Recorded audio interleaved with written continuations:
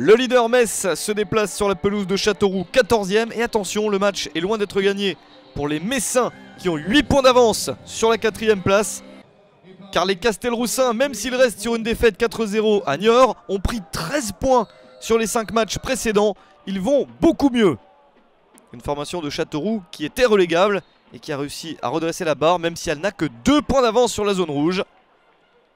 Et c'est bien Châteauroux qui est la première équipe à attaquer dans ce match, avec ce long centre et une déviation à bout portant. C'est sauvé par Carasso, le gardien messin.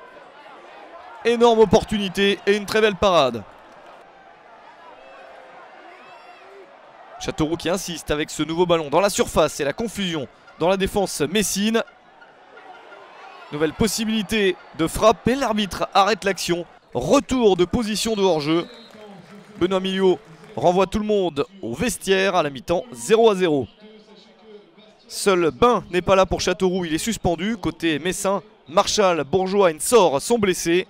Des Messins qui sortent d'une défaite 1-0 à domicile contre Lens. C'était la première défaite de la saison à domicile. Et il faut corriger le tir à l'extérieur.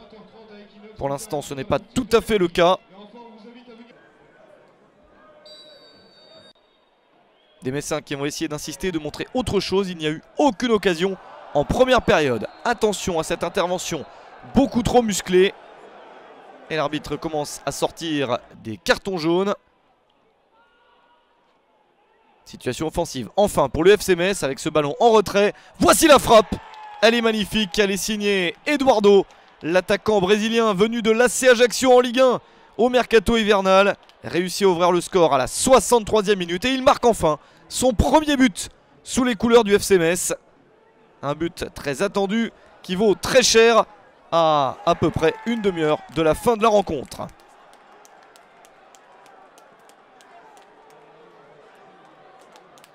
Les Castelroussins sont piégés sur leur terrain. Mais dans la foulée, grosse erreur pour le capitaine du FC Metz. Romain Rocky avait pris un premier carton jaune à la 14e minute. Il en prend un deuxième à la 64e minute, juste après le but de son équipe. Les 25 dernières minutes se jouent donc à 10 pour les Messins. Mais le leader résiste et obtient ce succès précieux, 1-0 sur la pelouse de Châteauroux.